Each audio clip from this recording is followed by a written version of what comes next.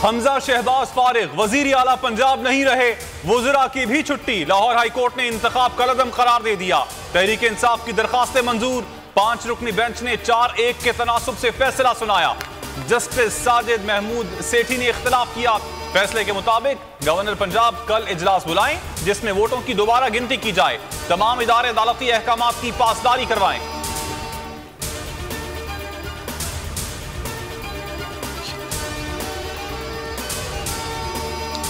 नए इलेक्शन का हुक्म नहीं दिया जा सकता। दोबारा इंतखाब का हुक्म सुप्रीम कोर्ट के फैसले के खिलाफ होगा। लाहौर हाई कोर्ट का हमजा शहबाज के खिलाफ फैसले में रिमार्क्स। कहा, प्रिजाइडिंग ऑफिसर के नोटिफिकेशन को कलअदम करने का भी नहीं कह सकते। अदालत प्रिजाइडिंग ऑफिसर का किरदार अदा नहीं कर सकती। मुनहरिफ अरकान के 25 वोट निकालकर दोबारा गिनती की जाए। दोबारा राय शुमारी में जिसकी अक्सरियत होगी वो जीत जाएगा।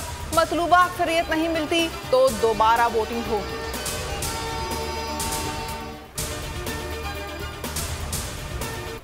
हाई कोर्ट ने फैसला कर लिया कि हमजा शरीफ का इलेक्शन गैर आईनी था, तो ये आज चीफ मिनिस्टर कैसे, हमजा शरीफ कैसे चीफ मिनिस्टर रह सकते हैं, किस कानून के तहत?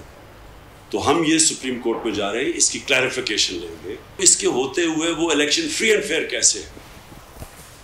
लाहौर हाई कोर्ट के फैसले के खिलाफ इमरान खान का सुप्रीम कोर्ट जाने का ऐलान। पंजाब के आईनी बहरान पर चेयरमैन तहरीक इंसाफ ने पॉलिसी बयान जारी कर दिया। कहा, कल सुप्रीम कोर्ट जा रहे हैं। अदालत ने 24 घंटे का वक्त दे दिया है।